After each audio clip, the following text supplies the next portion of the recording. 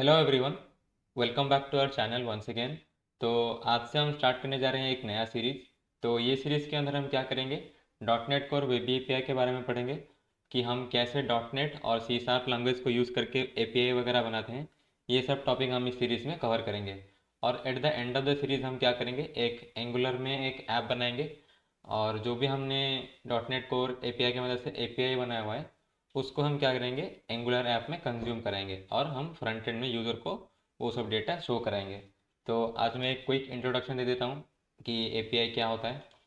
तो आज का कंटेंट है हमारे पास कि एपीआई क्या होता है और what is dot net core web API, dot net core web API भी क्या होता है हम देखेंगे। और हम ये देखेंगे कि हमें dot net core web API क्यों यूज़ करना चाहिए और dot net core web API का कुछ की फीचर्स आज हम इस वीडियो में कवर करेंगे। तो सबसे पहले हम देख लेते हैं कि एपीआई क्या होता है। एन एपीआई और application programming interface is a set of rules and protocols that allows different software application to communicate with each other। तो एपीआई का फुल फॉर्म होता है हमारा एप्लीकेशन प्रोग्राम इंटरफेस, जो कि होता है एक सेट ऑफ रूल्स और कुछ प्रोटोकॉल्स जिसके मदद से एप्लीकेशन क्या कर सकते हैं, कम्युनिकेट कर सकते हैं अपने आप के अंदर। It defines the methods and data formats that application can use to request and exchange the information। इसके अंदर कुछ मेथड्स होंगे, ठीक है, और कुछ डेटा फॉर्मेट्स होंगे जिसको एप्लीकेशन यूज़ करके अपने आप के अंदर रिक्वेस्ट एक्सचेंज इंफॉर्मेशन एक्सचेंज करेंगे एप्लीकेशन एक दूसरे के अंदर। APIs enable the integration of different software systems, making them work together seamlessly। They provide a way for developers to access the functionality of external services, libraries और platforms। तो ये हम जैसे डेवलपर को ये एक वे प्रोवाइड करता है जिसको कि यूज़ करके हम क्या कर सकते हैं, एक्सटर्नल सर्विसेज, लाइब्रेरीज और प्लेटफॉर्म्स को यूज़ कर सकते हैं हम लोग। जैसे कि एग्जांपल मान लो, एक वेदर ऐप है हमारे पास, ठीक है, हमारे फ़ोन में एक वेदर ऐप है। हमने एक वेदर ऐप बनाया है, उसके जो वेदर ऐप हमने बनाया है वो एक वेदर डेटा एपीआई को यूज़ कर रहा है। जो वेदर डेटा एपीआई होगा उसके अंदर कुछ डेटा होगा जिसको कि फैच करके हम हमारे ऐप में यानी कि फ्रंट एंड में हम यूज़र को शो करेंगे। टाइप्स ऑफ एपीआईज, तो हमारे पास रेस्टफुल एपीआईज होते हैं, सोप एपीआईज होते हैं, ग्राफ क्यूएल और ऐसे बहुत सारे एपीआईज होते हैं। तो इस सीरीज़ के अंदर हम रेस्टफुल एपीआईज को क्रिएट करके देखेंगे। Importance, APIs are the foundation of modern software development, facilitating the creation of dynamic and interconnected application। तो इसका इम्पोर्टेंस क्या है कि हमें अगर डायनामिक और इंटरकनेक्टेड एप्लीकेशंस बनाना है तो हमें क्या करना पड़ेगा, एपीआई का यूज़ करना पड़ेगा। तो मैं समझा देता हूँ कि एपीआई क्या होता है। तो मान लो जैसे कि हमारे पास एक वेब ऐप है, ठीक है, ये एक हमारा वेब ऐप है, इसको हमने बनाया है डॉट नेट एमबीसी में, ठीक है। इसको हमने बनाया है डॉट नेट एमबीसी में, इसका फ्रंट एंड हमने बनाया डॉट नेट एमबीसी में और इसका एक डेटाबेस है, ठीक है। तो ये फ्रंट एंड और डेटाबेस मिलके ये पूरा ऐप बनेगा, ठीक है। अब हमें क्या चाहिए, जो भी इसके अंदर बिजनेस लॉजिक है हमारे ऐप के अंदर, इसी सब फंक्शनैलिटी को इसी सब फंक्शनैलिटी के हिसाब से हमें एक एंड्रॉयड ऐप चाहिए, ठीक है, और हमें एक iOS ऐप चाहिए। तो अब क्या होगा, हमने इसके लिए कुछ बिजनेस लॉजिक लिखा होगा वेब ऐप के लिए। अब हम फिर से क्या करना पड़ेगा, ये एंड्रॉयड ऐप के लिए फिर से बिजनेस लॉजिक लिखना पड़ेगा हमें। फिर से हमें iOS ऐप के लिए बिजनेस लॉजिक लिखना पड़ेगा। तो ज़्यादा कोड डुप्लीकेशन हो जाएगा, हमें इसके लिए अलग से लिखना पड़ेगा, इसके लिए बिजनेस लॉजिक फिर से अलग से लिखना पड़ेगा, और फिर से iOS ऐप के लिए फिर से बिजनेस लॉजिक लिखना पड़ेगा। इसके लिए हम क्या करेंगे, एक एपीआई बना लेंगे। अगर हम एपीआई ना बनाएं तो ये देखो, इसके लिए हमने जो बिजनेस लॉजिक लिखा होगा ये भी इसी डेटाबेस के साथ कनेक्ट करेगा और ये भी इसी डेटाबेस के साथ इंटरकनेक्ट होगा, और ये जो हमारा iOS एप्लीकेशन है ये भी इसी के साथ कम्युनिकेट करेगा डेटाबेस के साथ। तो कॉन्फ्लिक्ट्स भी हमारे बहुत सारे आ सकते हैं, ठीक है। इसके लिए हम क्या करेंगे, एक एपीआई बना देंगे, ठीक है। ये हमारा है एपीआई, ठीक है। इसके लिए हम एक एपीआई बना देंगे और एपीआई हमारा क्या करेगा, डेटाबेस के साथ कनेक्ट होगा, ठीक है, और ये हमारा फ्रंट एंड के साथ भी कनेक्ट होगा। तो ये कम्युनिकेट करेगा हमारा फ्रंट एंड से और डेटाबेस से, और यही ये कनेक्ट हुआ, ये हमारा जो मोबाइल ऐप है इसके साथ भी यही कनेक्ट होगा।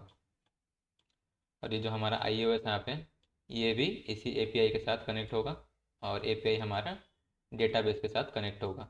ठीक है, तो हम एक ही बिजनेस लॉजिक लिखेंगे हमारे एपीआई के अंदर, और यही बिजनेस लॉजिक हम अपने वेब ऐप में भी यूज़ कर सकते हैं, और इसी बिजनेस लॉजिक को हम अपने एंड्रॉयड ऐप में भी यूज़ कर सकते हैं, और इसी बिजनेस लॉजिक को हम अपने iOS ऐप में भी यूज़ कर सकते हैं।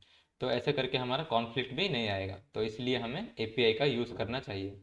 अगर मैं एक रियल लाइफ एग्जांपल दूं तो मान लो कि एक हमारे पास होटल है, ठीक है। तो हमारा जो होटल का किचन है और जो भी हमारे शेफ हैं वो सब हमारा हो गया बैक एंड। ठीक है, और जो हमारा होटल का इंटीरियर है जहाँ पे हमारे कस्टमर्स आएंगे बैठेंगे तो वो हमारा है फ्रंट एंड। और जो हमारे वेटर्स हैं वो क्या करेंगे, वो हमारे यूज़र के साथ इंटरेक्ट करेंगे, और यूज़र ने मान लो एक ऑर्डर किया तो वो जाके शेफ को बताएंगे तो वो क्या करेंगे, शेफ के साथ भी इंटरेक्ट करेंगे और हमारे यूज़र्स के साथ भी इंटरेक्ट करेंगे। तो वो हमारे जो वेटर्स हैं उसको हम मान लेंगे कि वो हमारे हैं एपीआई। वो हमारे शेफ के साथ बैकएंड में भी कनेक्ट होंगे और हमारे फ्रंट एंड में भी, यानी कि हमारे यूज़र के साथ भी वो इंटरेक्ट करते रहेंगे। तो ये होता है हमारा एपीआई। तो चलते हैं अपने पीपीटी में। ठीक है, उसके बाद देखते हैं हम dot net core web API क्या होता है। तो डेफिनेशन देखते हैं पहले। Dot net core web API is a framework for building HTTP based services. तो हमारा dot net core web API क्या है, एक फ्रेमवर्क है जिसकी मदद से हम एचटीटीपी सर्विस को बेस करके एपीआई बना सकते हैं। हम हमारे पास एपीआई बनाने के लिए बहुत सारे टेक्नोलॉजीज होते हैं, ठीक है। यानी कि सिर्फ डॉट नेट ही नहीं, हम जावा की मदद से भी एपीआई बना सकते हैं, या तो हमारा जो नोड जेएस है जो कि एक जावास्क्रिप्ट का फ्रेमवर्क है उसको यूज़ करके भी हम एपीआई बना सकते हैं। पर इस सीरीज में हम क्या करेंगे, डॉट नेट की मदद से एपीआई को बना के देखेंगे। कुछ की पॉइंट्स देख लेते हैं dot net core web API का। Part of the dot net core ecosystem, जो हमारा dot net core web API है वो हमारा डॉट नेट कोर इकोसिस्टम का एक पार्ट है। Design for creating restful API, ये हमारा डिज़ाइन हुआ है रेस्टफुल एपीआई को क्रिएट करने के लिए। Building on top of dot net core ASP dot net core framework, तो ये क्या है, ASP dot net core framework पे बेस्ड है हमारा dot net core web API. ठीक है, उसके बाद देख लेते हैं कि हमें dot net core web API क्यों यूज़ करना चाहिए। तो कुछ बेनिफिट्स हैं इसके। एक तो है क्रॉस प्लेटफॉर्म। तो क्रॉस प्लेटफॉर्म का मतलब क्या है कि हम इसको विंडोज़ में भी चला सकते हैं, ठीक है। इसको हम मैक ओएस में भी चला सकते हैं, और इसको हम लिनक्स में भी चला सकते हैं। और एक और बेनिफिट है हमारा high performance, optimized for speed and resource efficiency, और ये हमारा ओपन सोर्स भी है, ठीक है। Seamless integration with dot net technologies, तो इसको हम डिफरेंट डिफरेंट टेक्नोलॉजी के साथ इंटीग्रेट कर सकते हैं, ठीक है। स्केलेबिलिटी एंड फ्लेक्सिबिलिटी, ये कुछ हमारे हैं benefits of using the dot net core web API. कुछ की फीचर्स देख लेते हैं dot net core web API का। तो पहला फीचर है हमारा राउटिंग एंड यूआरएल हैंडलिंग। तो हम dot net core web API की मदद से राउटिंग कर सकते हैं, ठीक है। और हम यूआरएल को ज़्यादा अच्छी तरह कैसे हैंडल कर सकते हैं, तो ये जो हमारा राउटिंग है और यूआरएल हैंडलिंग है ये सब हम आगे पढ़ेंगे डिटेल में। मॉडल बाइंडिंग कर सकते हैं हम, ठीक है। और वैलिडेशन वगैरह लगा सकते हैं हमारे एपीआई के अंदर कि हमारा डेटा सही से आ रहा है या नहीं, इसको चेक करने के लिए हम वैलिडेशन भी लगा सकते हैं। और हमारा dot net core web API के अंदर हमारा बिल्ट इन सपोर्ट होता है जेसन और एक्सएमएल डेटा टाइप का, ठीक है।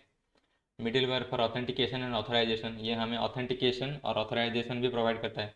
हमारे पास एक होता है आइडेंटिटी फ्रेमवर्क, ठीक है, उसको भी हम पढ़ेंगे। उसकी मदद से हम क्या करेंगे, ऑथराइजेशन और ऑथेंटिकेशन परफॉर्म कर सकते हैं। हम JWT ऑथेंटिकेशन परफॉर्म करके देखेंगे इस सीरीज़ के अंदर।